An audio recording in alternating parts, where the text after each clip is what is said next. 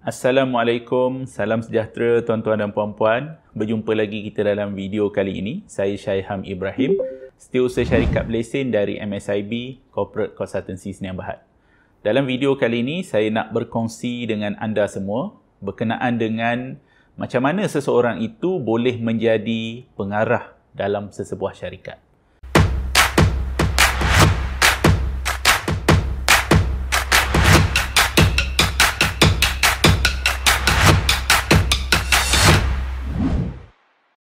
Secara amnya, terdapat 3 cara macam mana seseorang itu namanya boleh dimasukkan atau boleh dilantik menjadi pengarah di dalam syarikat. Okey. Cara pertama ialah ketika mana menubuhkan syarikat. Siapa yang menubuhkan syarikat? Biasa yang menubuhkan syarikat ni ialah pengasas kepada syarikat tersebutlah.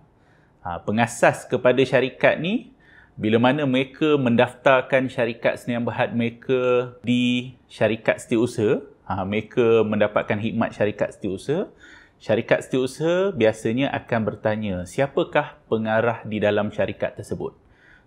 Pengasas kena come up dengan minimum, kalau syarikat Sdn Bhd, 1 nama. Kalau syarikat Berhad, kena come up dengan 2 nama.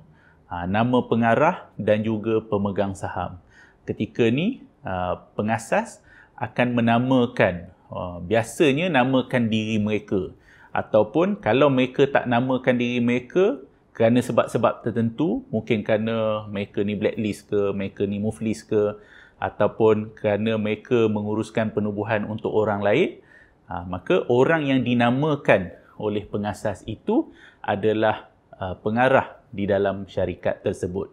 Ini adalah ketika mana saat yang pertama, waktu yang pertama, yang paling awal seseorang itu menjadi pengarah.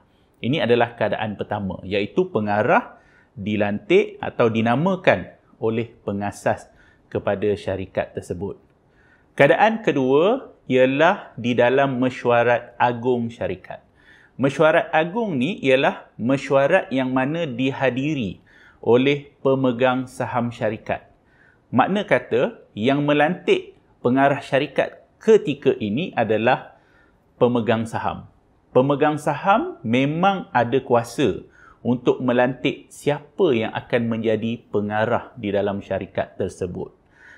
Kita kena ingat, pemegang saham ini adalah pemilik kepada syarikat tersebut. Jadi, pemilik ada kuasa untuk melantik siapa yang akan menjadi pengarah syarikat.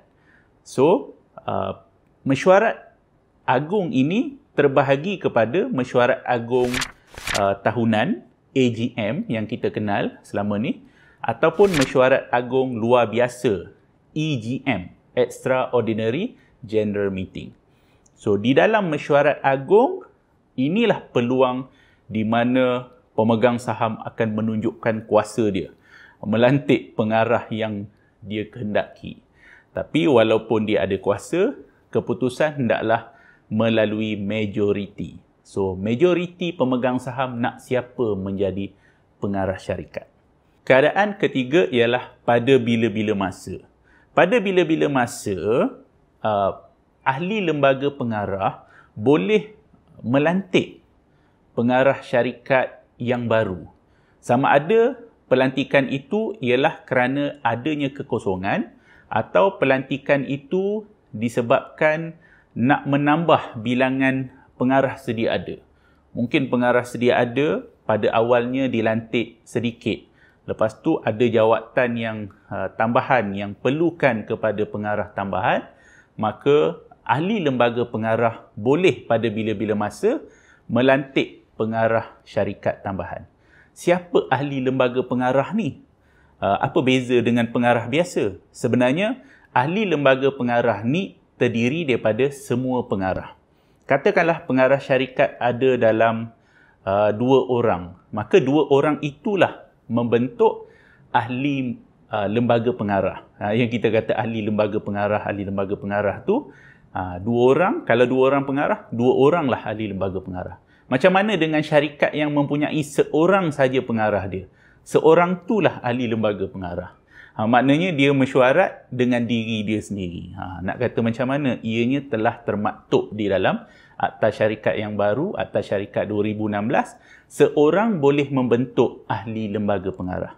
Tetapi bagi syarikat yang mempunyai lebih daripada seorang pengarah, ataupun lebih daripada 2 orang, sehingga berapa ramai pun pengarah, dia punya perlembagaan syarikat kena menyatakan secara spesifik berapa orang pengarah yang membentuk ahli lembaga pengarah dan berapa yang dipanggil sebagai meeting punya quorum untuk ahli lembaga pengarah. Okey, saya tak nak cerita secara detail lah, itu dah detail sangat berkenaan dengan teknik ataupun quorum mesyuarat, yang mana apabila tidak cukup quorum, mesyuarat tidak boleh memutuskan apa-apa keputusan. Tapi dalam keadaan syarikat yang mempunyai seorang pengarah ataupun 2 orang pengarah, seorang dan 2 orang itulah ahli lembaga pengarah. Makna kata ahli lembaga pengarah boleh melantik pengarah tambahan ataupun boleh melantik pengarah bagi menggantikan pengarah yang telah meletakkan jawatan pada bila-bila masa. So itulah secara amnya 3 keadaan di mana seseorang itu boleh menjadi pengarah di dalam sesebuah syarikat. Tak kisahlah syarikat itu syarikat Sdn Bhd ataupun syarikat Berhad.